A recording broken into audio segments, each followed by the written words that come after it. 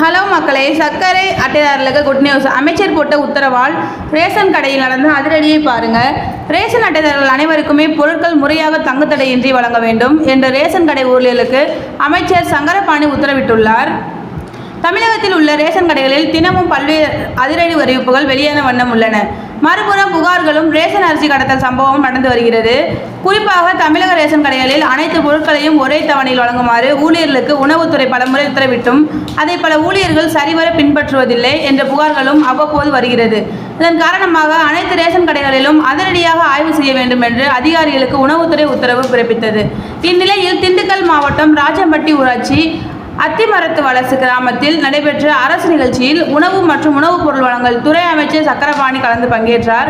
அப்போது பெண் ஒருவர் பொது விநியோக திட்டத்தில் அத்தியாவசிய பொருட்கள் முறையாக விநியோகிக்கப்படவில்லை என புகார் தெரிவித்தார். இதனையடுத்து சற்றும் யோசிக்காமல் அந்த பெண்ணை அழைத்துக் கொண்டு அத்திமரத்து வலசு ரேஷன் கடைக்கு நேரடியாக சென்றார்.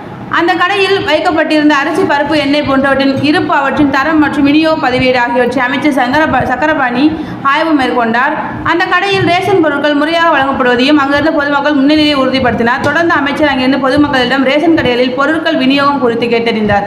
அத்துடன் பொதுமக்களுக்கு அனைத்து ரேஷன் கடையிலும் பொருட்கள் முறையாக வழங்க வேண்டும் என்று அமைச்சர் உத்தரவிட்டார். தேங்க்யூ.